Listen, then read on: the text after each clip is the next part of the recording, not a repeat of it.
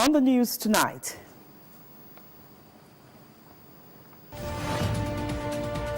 Presidency debunks alleged plans for state of emergency in Kano State by NNPP leader Rabiu Kwankwaso.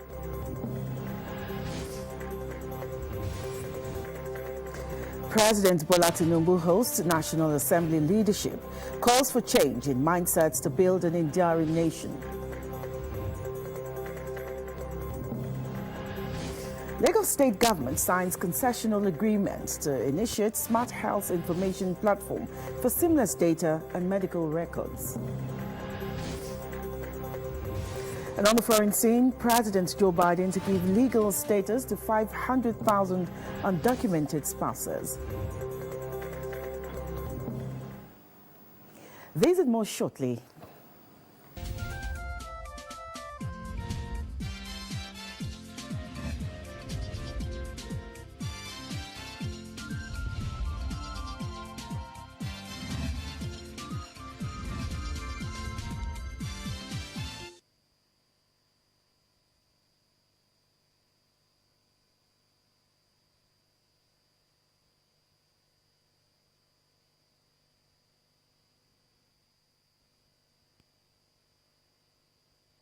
Thanks for joining us. I am Adibimpe Omotayo. Now, the presidency has dismissed allegations from the national leader of the new Nigerian People's Party, Rabiu Kwankwaso, regarding the federal government's purported plans to declare a state of emergency in Kano State.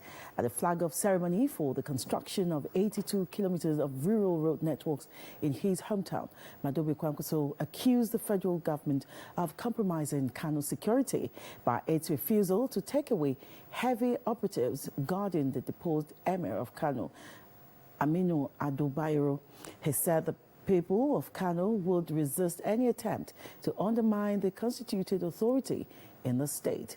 Responding to the accusation, the presidential spokesman, Bayo Ononuga, who responded to the accusation, said that Kwankwaso's alarm was a mere rumor and the federal government cannot declare any state of emergency in any state without the involvement of a National Assembly. The presidency has also responded to Labour Party presidential candidate Peter Obi's criticism of the federal government's plan to buy a new aircraft for the presidential fleet, calling his comment insensitive. Special advisor to the President Bola Tinubu on Information and Strategy, Bayo Ononuga, said the current plane was bought over 20 years ago and had developed problems, forcing the president to travel on a commercial airline from Saudi Arabia to the UK. He added that the National Assembly had recommended replacing the aircraft and it was not a luxury but a necessity. Recall, Peter Obi had described the plan as unacceptable and insensitive to the suffering of Nigerians, citing the country's economic crisis and poverty. Now, President Bola Tinubu says it is imperative for Nigerians to have a change of value system if the nation will make progress. The president said this when he received a delegation from the National Assembly who came to felicitate with him on the occasion of Eid al-Kabir here in Lagos. The delegation led by the President of the Senate, Senator Godswill Akpabio, also had the Deputy Senate President, Senator Jibrin Barau, Deputy Speaker of the House of Representatives, Honorable Benjamin Kalu. President Tinubu challenged citizens to have a change of mindset about Nigeria if the nation will overcome its current challenges. The challenge we face is for all of us to change our mindset about our country. We are working at that, and together we'll continue. Yes, separation of power, patriotism, dedication, and commitment will get us out of this, because we have no other country but this. The president also commended the leadership of the National Assembly for the support extended to his administration, which has resulted in some of the important developments recorded by his administration. The Senate President, Godswill Akpabio, who spoke with journalists after the meeting, said he came with the leadership of the National Assembly to pay homage to the President on the occasion of Eid al-Kabir and to thank him for the purposeful leadership in the first year of his administration. And on what Nigerians should expect from the legislature and the days ahead, Senator Akpabio said, looking forward, the National Assembly will tinker with some existing legislations to further improve on the nation's ease of doing business. Now, President Bola Tinubu has departed Lagos for Pretoria, South Africa, in the early hours of today to attend the inauguration of President Cyril Ramaphosa following his re-election as president for his second term.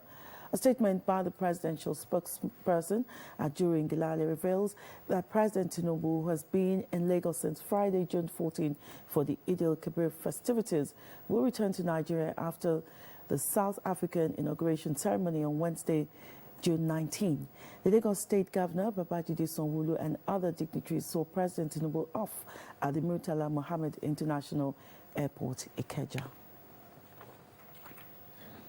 Now, Kaduna State Governor Uba Sani says the military will soon establish 3 new forward operating bases in southern Kaduna, Giwa and Birnin Gwari local government areas as part of efforts to combat the menace of banditry, kidnapping and other related security threats bedeviling the state. The governor said this during a meeting with members of the Kaduna Elders Forum. He said more military security personnel will be needed to support the existing ones. The governor added that the chief of the air staff agreed to set up one of the operating bases in Millennium City in Chikun local government area, stressing that this will also go a long way to enhance security.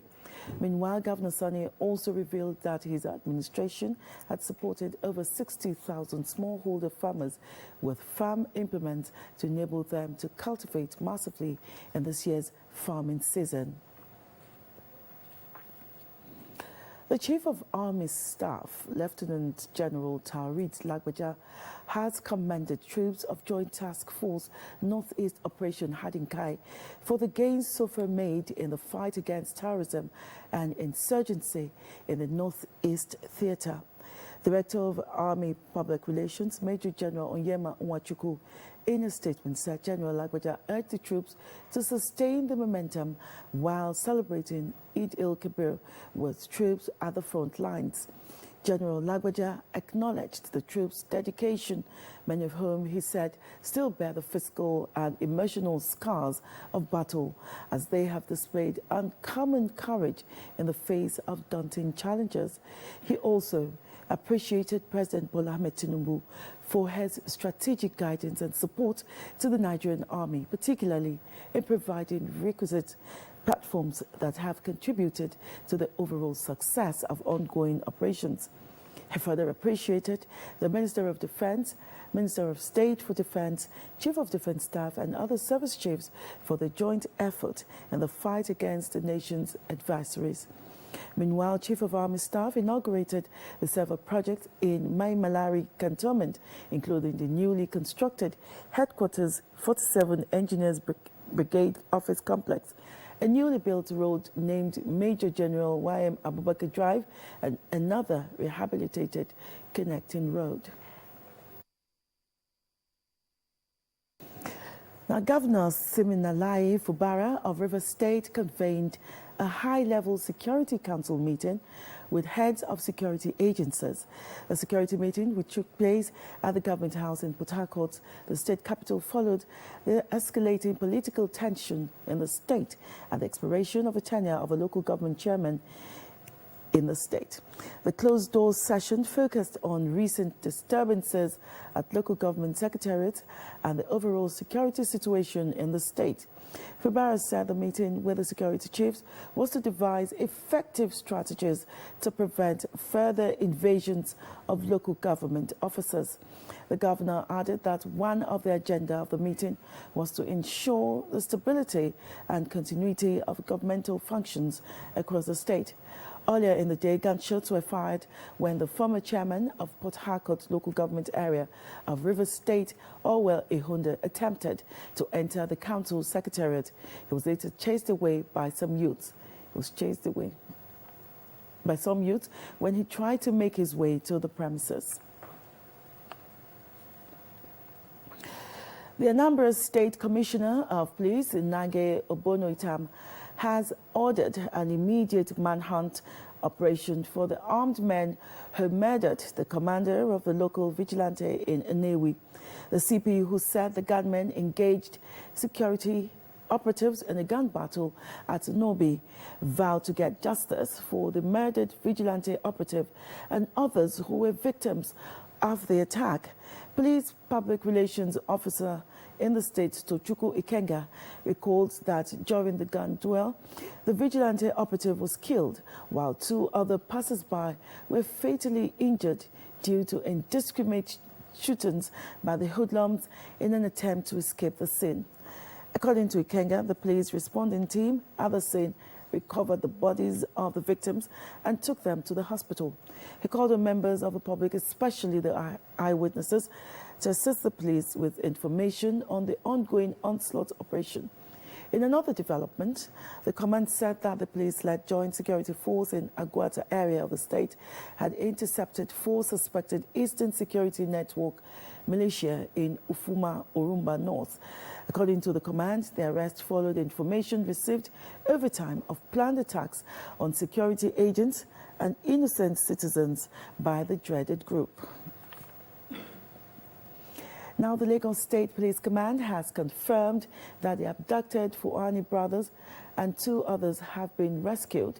The spokesperson for the command, Benjamin Uday, said the brothers, identified as Abbas Fuani, Yusuf Fuani, and Amta Fuani, who were abducted on June 14 around 6 p.m. in Lagos, were rescued last night in Orugbo, Ido, by men of the Marine Police. One of the rescued brothers is the managing director of Fuani Nigeria Limited that specializes in electronics. He further confirms they have been reunited with their family. Now, the Lagos State government has signed a concessional agreement with a digital health platform to initiate smart health information platform SHIP to help move medical records and data seamlessly. Governor Babajide Sanwo-Olu, who supervised this signing, says this is a transformational step in accessing health information globally. Aditola Kayode reports.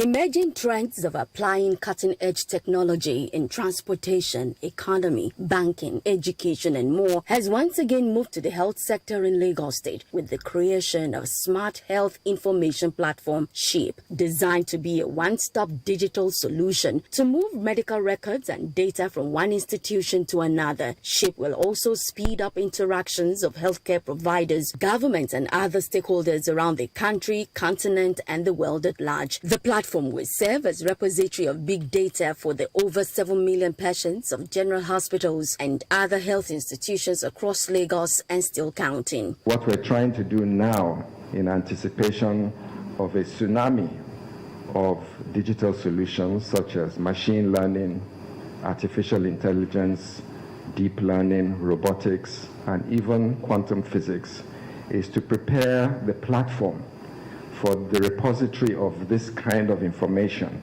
so that we can apply these modern technologies, develop trends, move files and information around seamlessly and safely, because this data belongs to the citizens of Lagos State, and it's important that we build a robust mechanism that is safe, cannot be hacked. Governor Babajide Sanwo-Olu describes the innovation as a bold step and technical reform that will remove critical borders in ensuring growth in the health sector. We see this as the beginning, of a full information technology reform in our health sector.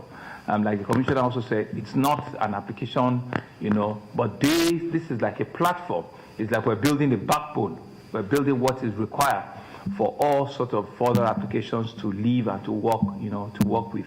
The platform have been well secured to ensure that data privacy, security of data and rest of it are critical. Commissioner for Health, Professor Akin Abayomi, and the Special Advisor on Legal PPP, Bukola Odoye, signed the agreement on behalf of the Lagos State government and subsequently presented same to Governor Babajide Sanwo-Olu. Adetola Kayode, LTV News. The Lagos State government has unveiled the Lagos State Upskilling Program LAGUP, an initiative designed to foster innovation and enhance learning opportunities across the state. In tandem with the Themes Plus developmental agenda of the Lagos State government, the program aims to equip young people with tech skills and mentorships. We have details in this report.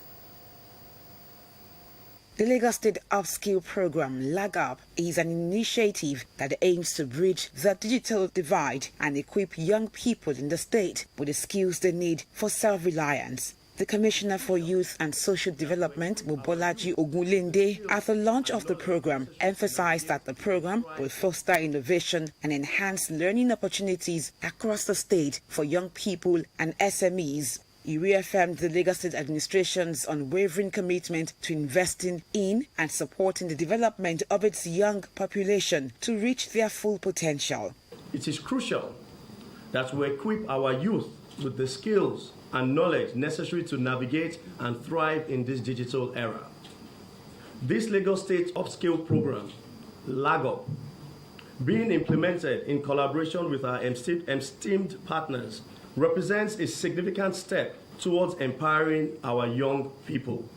It is a testament to our shared commitment to invest in the future of Lagos State and, by extension, Nigeria. Permanent Secretary Toyin Oke-Osoyintolu described LAGUP as a groundbreaking collaboration that will pave the way for the future of young entrepreneurs and leaders in Lagos. She highlights the program's focus on providing participants with hands-on training in cutting-edge technologies, mentorship from industry experts, and exposure to real-world projects. Through this program, participants will receive hands-on training in cutting-edge technologies, mentorship from industry experts, and exposure to real-world projects. Beyond skills, it will cultivate curiosity, creativity, and resilience. We firmly believe in the potential of every young person to make a substantial impact, and it is our duty to unlock and nurture that potential. Youth and youth empowerment, crossing that with digital transformation, has the potential of affecting all of us in here and everybody outside. From the point of view of education, from security, because if you think about it, when youth are employed, it means that all of us are secure. When youth are employed, it means that there is quality of life out there. Participants were urged to maximize the opportunity by giving the program everything needed to acquire the skills that will make them self-employed. The LAGUP program will avail participants the opportunity to acquire skills, knowledge, and support the need to thrive in an ever-evolving job market and contribute meaningfully to the state's economic development. Still ahead. NAFDAC warns Nigerians against consumption of cooked food stored in refrigerator for more than 3 days. That's in a moment. Stay with us.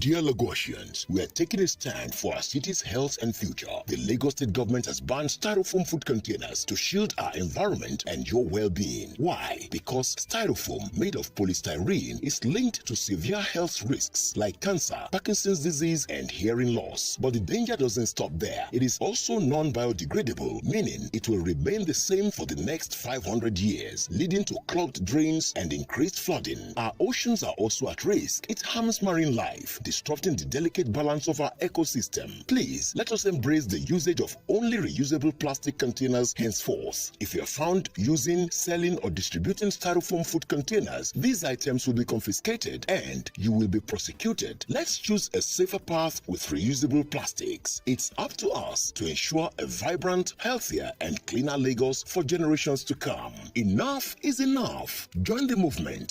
Do you know that as a viewer, you have the right to complain about any broadcast content or conduct of Lagos television you are not pleased about? For any of such complaints, call or SMS Director Programs on 00333-44915, Director News 003-696-2772, or Head Marketing 08022829898, or any of our social media handles.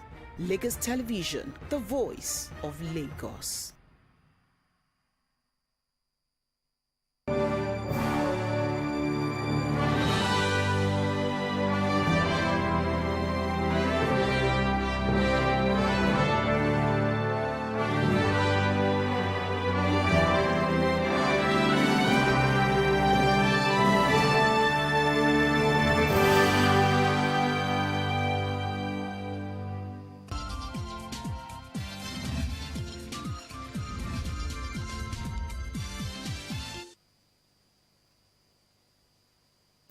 Thanks for staying with us. Now, the federal government has approved the sum of 13 billion naira for research through the National Research Fund and for the provision of central multipurpose laboratories in some universities across the country. Minister of Education, Professor Tahir Mamman, said this while inaugurating the reconstituted TETFund National Research Fund Screening and Monitoring Committee, and also the Technical Advisory Group on Higher Education Book Development in Abuja. Professor Mamman, who expressed gratitude to President Bola Ahmed Tinubu for the significant investment in the education sector, emphasized the need to elevate academic publications in Nigeria and reduce reliance on foreign materials through initiatives like the Higher Education Book Development Project. He also charged the leadership and members of the two committees to sustain and enhance the credibility of the process to guarantee the integrity of the intervention programs.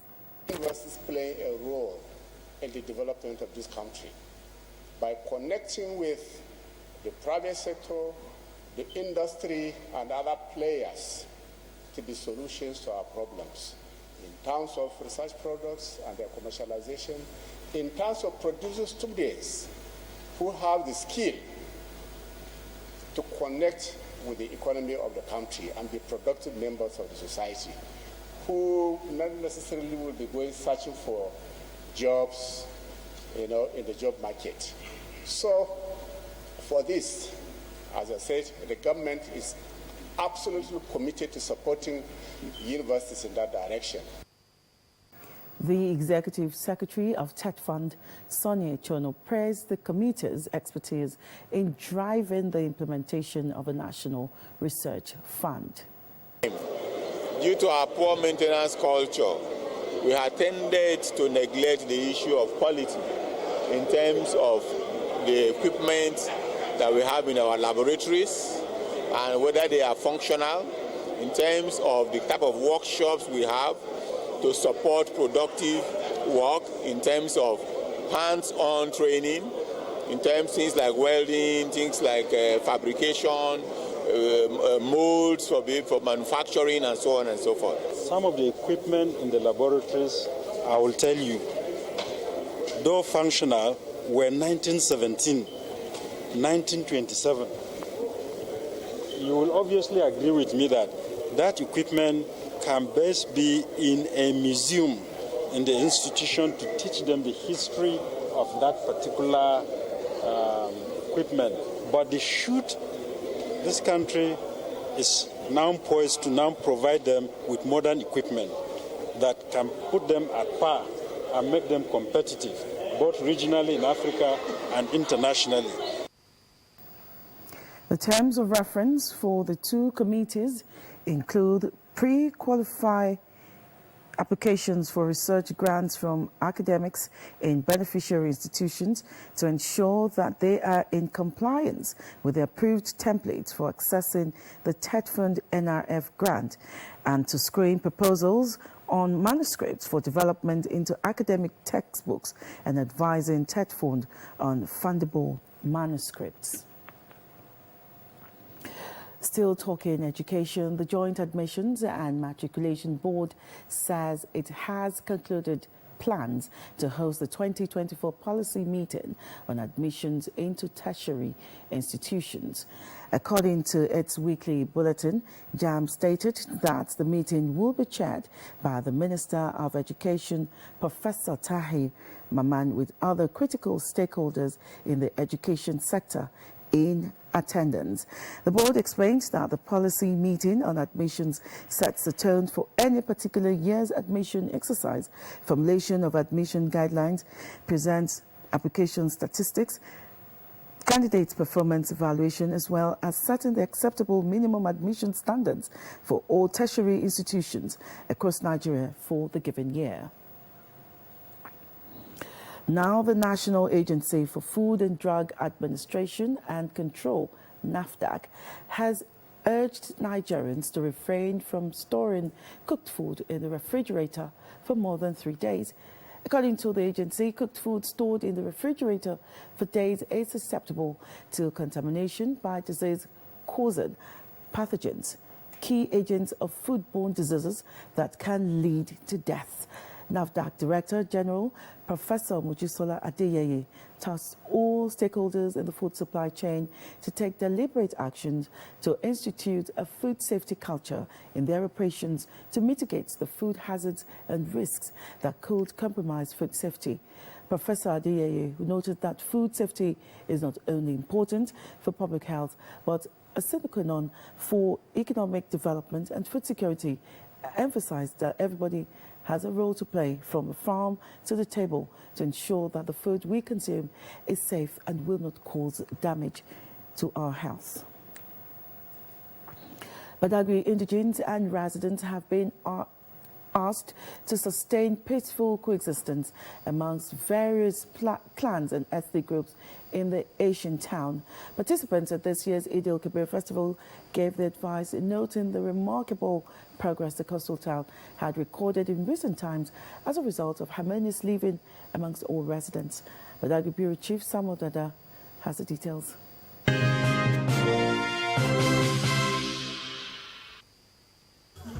31 different clans in Badagry gathered here to celebrate this year's Eid al-Kabir, tagged Ayeye Iliya. The Eid celebration is powered by the Honorable Commissioner for Home Affairs, Honorable Ibrahim Layode.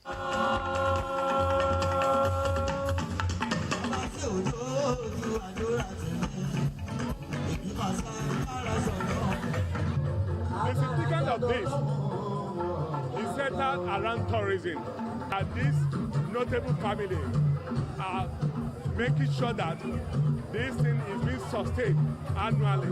So it's very, very important for Badagry community.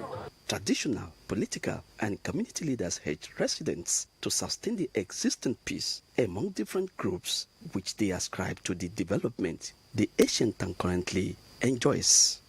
We have to follow what the Prophet Ibrahim, Prophet Muhammad, and all those prophets, what was given to them, and they follow what the Allah told them. Then if you follow them, then the sky will be our limit. Justice, goodness, fairness to ourselves, we'll have peace. Everything will be. The special message from the Royal Majesty, the Agri of Badagry, is that the Muslims should do what? Preaching peace for the country.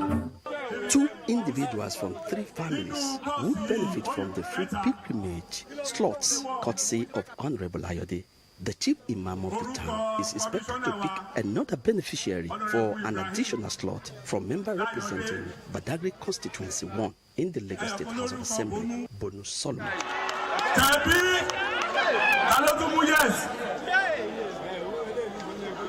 Yes!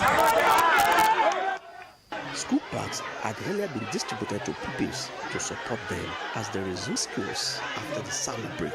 This year, we felt that there's need for us to increase the number of the children that will benefit from this project. And this year, we have well over 2,000 students that we have embarked for this project.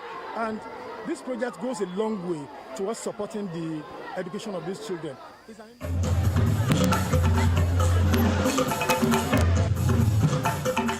Samuel Dada, LTV News.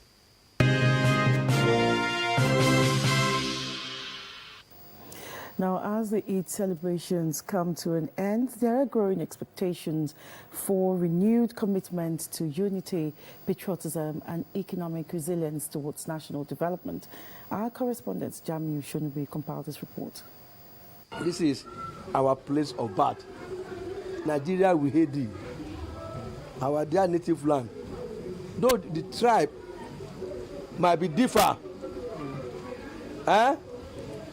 but we will stay here together to salvage it. Eid al-Kabir is a significant time in the lives of Muslims for thanksgiving to Allah through increased attitude of gratitude for His kindness and mercies bestowed on mankind.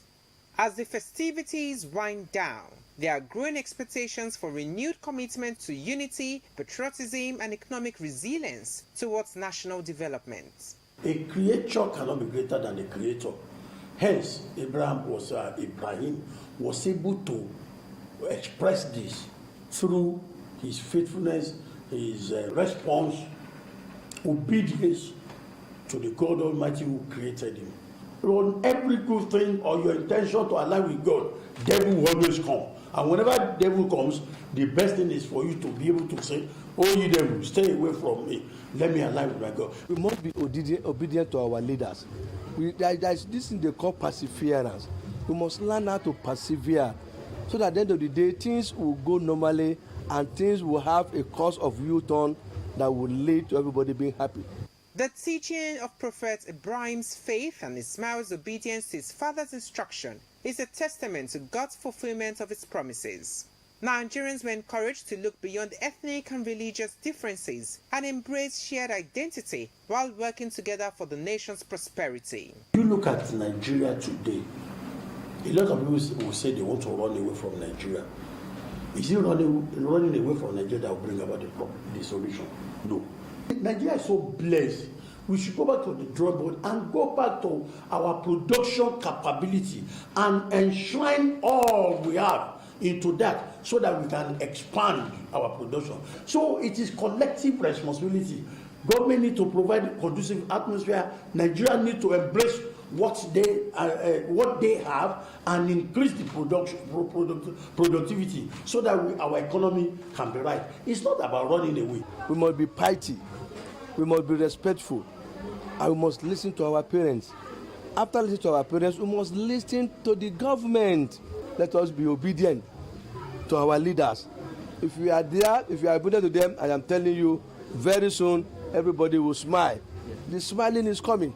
As the country moves forward from the celebrations, these values are expected to guide the nation towards a more prosperous future. Now, the legislature is the bedrock of any democratic governance, as it allows the people to partake in governance through representation at the state and federal assemblies, directly and indirectly impacting on the people with life-changing laws, bills and resolutions. Olatunde Yusuf, in this report, takes a look at the pivotal role the legislature plays in democracy and nation building. Her report. The eventual transition to civilian rule in 1999 was a hard-won victory for Nigeria. 25 years after the return to democracy, the Nigerian parliament, regarded as the beacon of democracy, has continued to grow. The legislature is the only institution of governance that does not exist during the military regime, but remains the cornerstone of democracy and an essential part of development.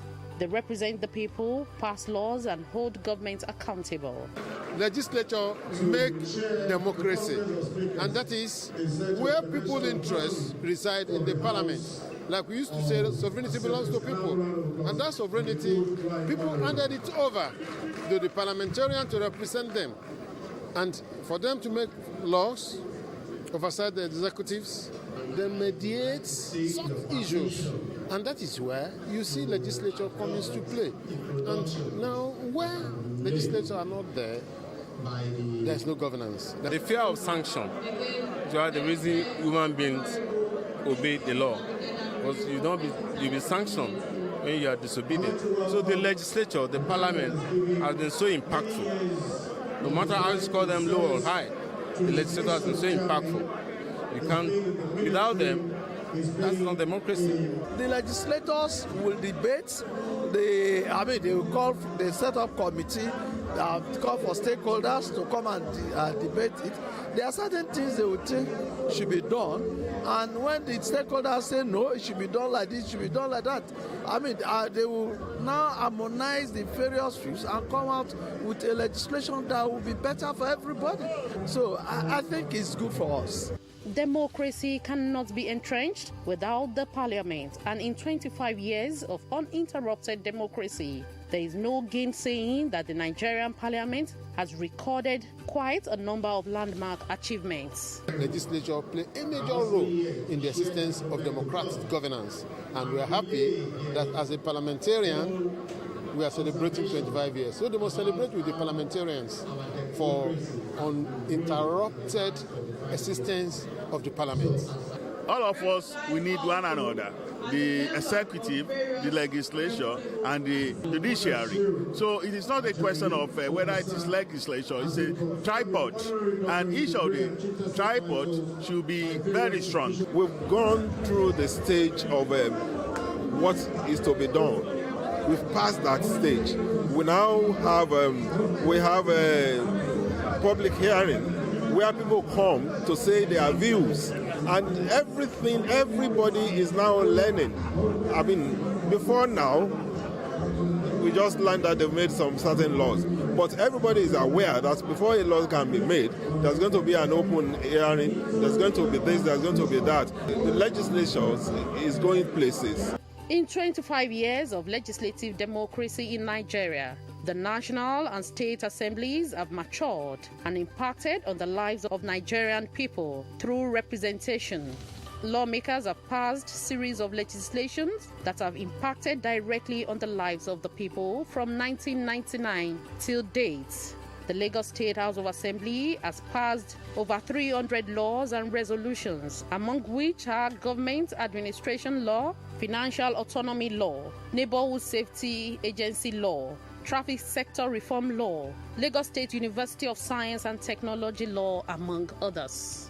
Olatudo Yusuf, LTV News.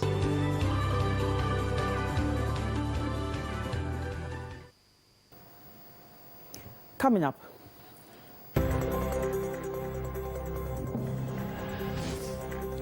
Federal government orders private jet owners to present their documents for verification. That's in Business News. Join us again.